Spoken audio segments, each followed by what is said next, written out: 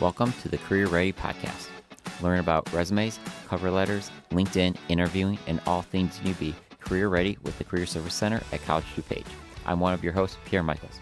Later in today's episode, I'm going to lead the conversation on responding to an interview question about a previous mistake. And I'm your other host, Rebecca Harrington. I'm going to start our episode today with some information about the NACE Competency Professionalism. In case you haven't listened to us talk about them before, these competencies are skills that employers value in new grad hires.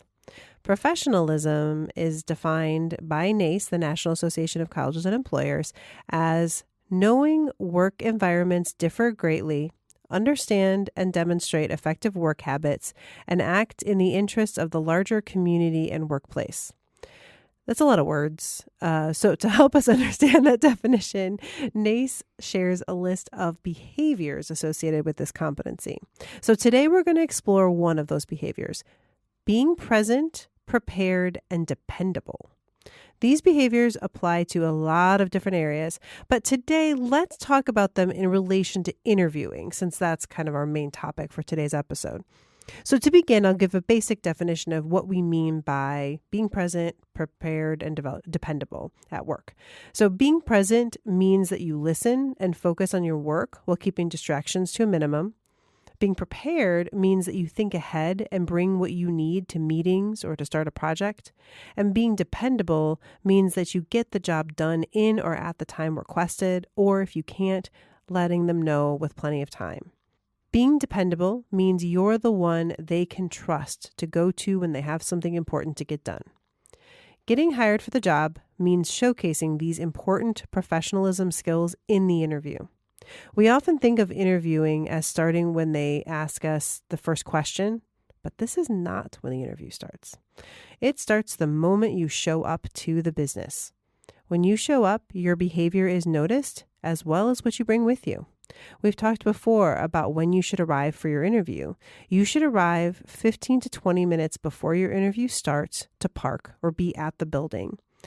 You should arrive at the lobby or the front desk of the business no more than 10 minutes before your interview starts, but also not less than 5 minutes. This shows that you can manage your time and know how to prepare and be present. While you're waiting for the interviewer, avoid being on your phone so that you're present in the moment. Nothing more awkward than being on your phone and having to put it away, or they're standing in front of you and you've been looking at YouTube. Oh my goodness, don't do that. Another part of preparing is bringing copies of your resume and references, as well as pen and paper to take short notes during the interview. Having questions prepared that you're going to ask them at the end of the interview shows that you're ready. We can even go further back and talk about responding to interview requests in a timely manner, and going forward by talking about sending appropriate thank you emails after the interview. Lastly, but certainly as important as everything else, is during the interview itself when we're answering questions. Keep in mind that how you answer questions, i.e. what you say, should showcase your professionalism in addition to the job-specific skills that they're asking for. So as a new college graduate, you may not always have all the experience in doing this particular job before, but you can show them how you're someone that is present, prepared, and dependable on the job by talking about how you've been those things at other jobs and in your classes. You can convince them that you're someone who will be present on the job and listen and ask questions when needed, that you'll be the person who comes prepared for work, and you'll be the one they can depend on to get the work done on time and correctly. Then, if you can do all that, you'll be the one they choose to hire. Okay, Pierre, it's time for you to take us on a deep dive into a very common interview question. Thanks, Rebecca. And I just got to say, I really like how you showcase that idea of professionalism being demonstrated here through the interview, because that's what the employer's really looking for, right? And, we all love interviewing, right? It's our favorite. Of course. Maybe not, but it is something really important, right? It could be intimidating, but we want to always be excited for interviews because that means there's opportunity ahead. Yeah. Right. But that still doesn't mean we're not going to be nervous for it. Mm-hmm. But as I like to say, it's okay to be nervous for an interview. I actually prefer you to be nervous for an interview because if you're not nervous at all, to me, that means you don't care. Yeah. We just want to be able to control those nerves and not be a nervous wreck. Yes, good point. Today, I want to break down a question that causes a lot of that anxiety. Oh, yes. Right? Tell me about a mistake you've made in the past. So as we break this down, we're going to think about why the employer is asking this question. We're going to go through some things you should be considering as you respond to this question. I'm going to help you structure your answer, and then we'll give you some strong examples as you try to respond to this. So first, why do employers ask about mistakes? It's not that they're trying to embarrass you or dig deep into your flaws. Employers know you're human, and they expect you to be making mistakes. What they want to know is, are you aware of your mistakes? Right? Are you taking ownership of those mistakes? And are you growing from those mistakes? So as you respond, they're looking to see if you recognize your mistakes or your weaknesses, and if you've been taking responsibilities for them. With that, how did you recover and or improve yourself? Now, I know I said we'll be talking about when the employer asks about a mistake, but these concepts can be applied to different questions as well, such as when the employer is asking about a failure or a weakness, because all this is about your self-understanding, handling adversity, and learning from those areas. Absolutely. Yeah, I was going to say this kind of applies to any of those like negative questions where they may say, tell me about a situation where you didn't were unable to help a customer, or a time when you weren't sure what to do. How did you handle that? Anything where it's something about tell me something where you messed up. Mm-hmm. Yeah. They just might word it differently. But when we talk about being prepared for an interview, I often say like make sure you have kind of like certain scenarios that you're ready to talk about. And one of them needs to be a situation where something didn't go the way you expected, or you messed up, or something negative, because they're going to ask about that. You may even want to have a couple of those situations ready to go. Yep, right. That's the reason why these are the anxiety-provoking questions of the interview, and that's why we want to talk about them, because if we can start understanding these, hopefully rest of the interview becomes a little bit easier. So now let's consider how you should be responding. It's important to be truthful, but you can be selective in what you share, and this can come from many different settings. I really like this. That's a nice way to put it, is like you should be honest, but that doesn't mean that you have to share everything or share all like the worst situation that ever happened to you, right? Like you can control what you share, but it does need to be the truth. Exactly, right? You want to be truthful because that is who you are, right? And if you're not truthful and at some point that comes out that you lied, you made up something, regardless if it's the interview, on the resume, the application, that could really ruin your credibility, maybe even cause for you to get fired. Absolutely. And then being that selective, right, as you were just saying, we don't have to share our biggest, our thing, that our deepest secret that we're trying to hide, but we do have to make sure that we're addressing the mistake, right, because that's what they're really asking about, but being aware of some different options that you could be selecting from.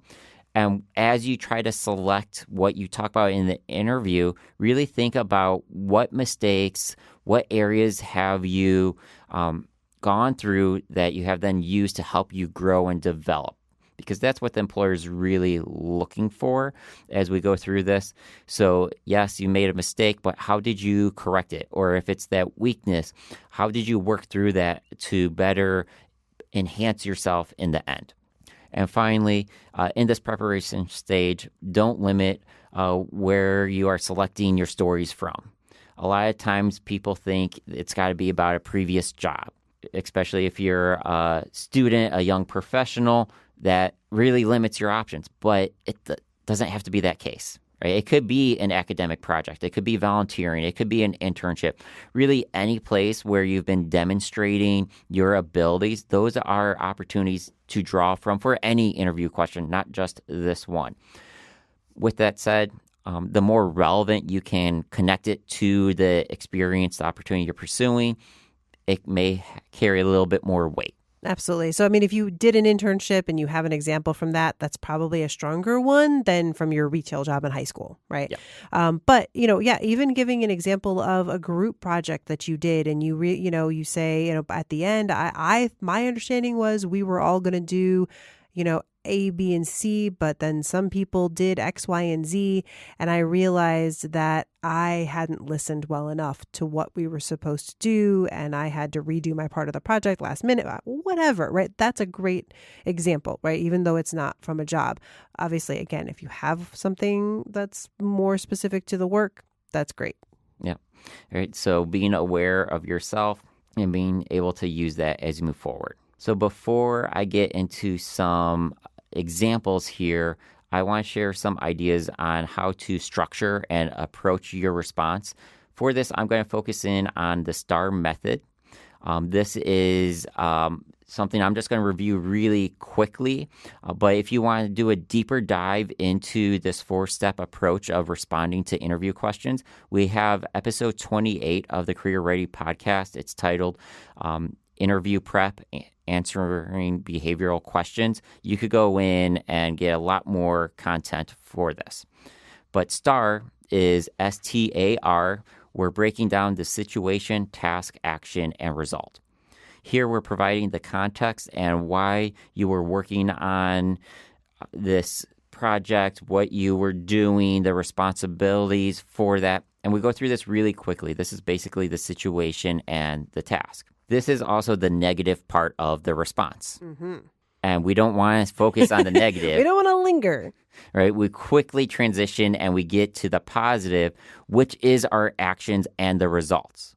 We want to include how we were addressing the mistake, that weakness, and those actions that we were taking to produce an outcome, or at least how those actions helped us learn a lesson for the future. So I want to emphasize that while we answer the questions by addressing the mistake, failure, weakness, whatever it may be, the actions and results are the most important part because this is showing our proactive approach and improvement. So now let's go through some examples. Rebecca, you want to go ahead and ask me some questions here? I love being on this side of the table. Sure. All right, Pierre, tell me about a mistake you made and how you handled it. In my internship, I was working on a market analyst report with a set deadline. I missed that deadline because I underestimated the research time. As soon as I realized this, I informed my supervisor, proposed a revised timeline, and worked extra hours to complete the project. I also created a checklist for future projects to better estimate time for those. As a result, I developed the report on the new timeline, and my supervisor appreciated my transparency and proactive approach. Since then, I've significantly improved my time management skills. Excellent. Yeah, that's really good because you set out the issue, but you don't linger on that, right? That's literally the first 2 sentences. And then the rest of the sentences are all about your actions, right? And all about the result. So you talk about as soon as I saw this, I realized this is what I did. The one tip I would just give in this situation, if someone was in this situation, is to also ask the supervisor for their opinion of how you can better estimate project time. But I love this because you give the specific things that you did to fix the issue and talk about the future, because obviously this is a new job. So they want to know this isn't going to happen again. Mm-hmm. Right. All right. I appreciate the feedback there. Makes me feel better about my responses. Do you have another one for me? I do. Right. Because as we said, these are just kind of like this category of question. So let's try this one. What's one of your weaknesses? I had a tendency to procrastinate. In high school, I could get away with last-minute work, but in college, that approach didn't work. So I started using a calendar with due dates and benchmarks. I added reminders to my phone, and I started prioritizing tasks that had to get completed. Since implementing these changes, I haven't missed a deadline and have developed a habit of starting projects early. Excellent. Yeah. I think that one's very good because, I think it's a real issue, You know, like it's, again, we always say when they ask about weaknesses, people, I'm just too dedicated. I Yep. care about my job too much. Make that strength sound like a weakness, right? Old bad advice. Don't do it. Yes. So no, you want to pick a real thing, right? And again, as you said, something that is the truth, right? And then again, as you did, you're not focusing on it, right? You're giving an example of when that was an issue, and then you're talking about how you fixed it and how you continue to fix it. All right. Thank you, Rebecca. Mm-hmm. So to wrap up, when asked about a mistake, failure, or weakness, remember, it's okay to be human. What matters is showing that you learned, adapt, and grow. Employers want to see professionalism, including that resilience and commitment to improvement.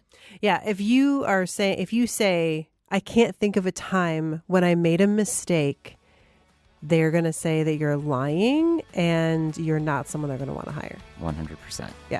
That's just how it is. Yeah. Because again, we all make mistakes, and that's why they're asking that question. Yeah. All right. So thanks to all of our listeners for joining us today. We hope you feel better prepared to respond to questions about mistakes made in an interview. There was no listener question in today's episode, but if you have a question you want to hear us answer in a future episode, you can submit it to careerpodcast@cod.edu.